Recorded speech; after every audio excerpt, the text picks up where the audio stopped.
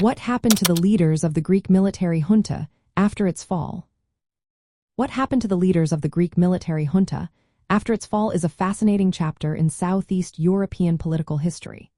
The Greek military junta, often referred to as the regime of the colonels, ruled Greece from April 1967 until July 1974. This regime was led by Colonel Georgios Papadopoulos and later by Brigadier Dimitrios Ioannidis.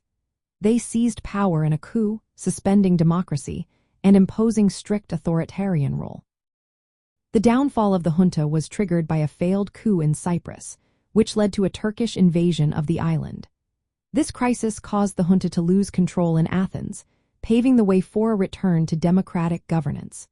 When the junta collapsed, former Prime Minister Konstantin Karamanlis was invited back from exile to lead a new government. One of his first actions was to hold the junta leaders accountable for their actions during their 7-year rule. After the fall, Papadopoulos and Ioannidis were arrested and put on trial.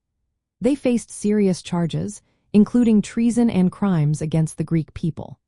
The trials were public and drew significant attention from Greek society, reflecting a broader trend in Southeast Europe, where countries emerging from authoritarianism confront their past through legal processes. In 1975, Papadopoulos was sentenced to death, but his sentence was later commuted to life imprisonment. He died in prison in 1999. Ioannidis, who had taken over in 1973, was also sentenced to life imprisonment. He remained in prison until his death in 2010. Other high-ranking members of the junta received prison sentences as well. The prosecution of the junta leaders marked a decisive break with the past in Greece. It signified a commitment to democratic norms and was closely watched by neighboring countries in Southeast Europe.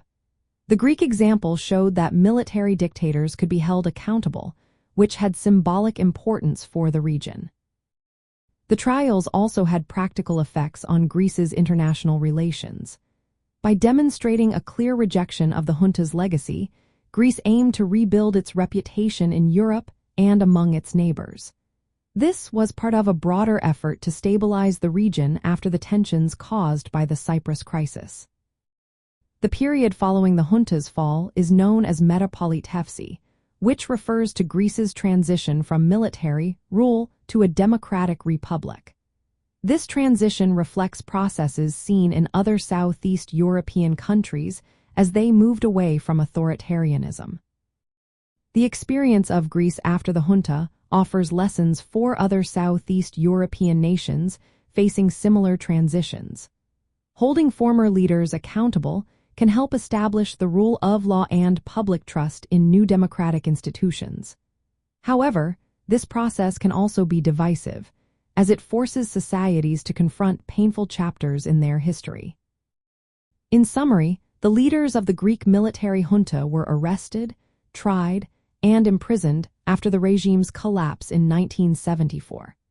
Their prosecution was a central part of Greece's return to democracy and had wider significance in Southeast Europe, where many nations were grappling with the legacies of authoritarian rule.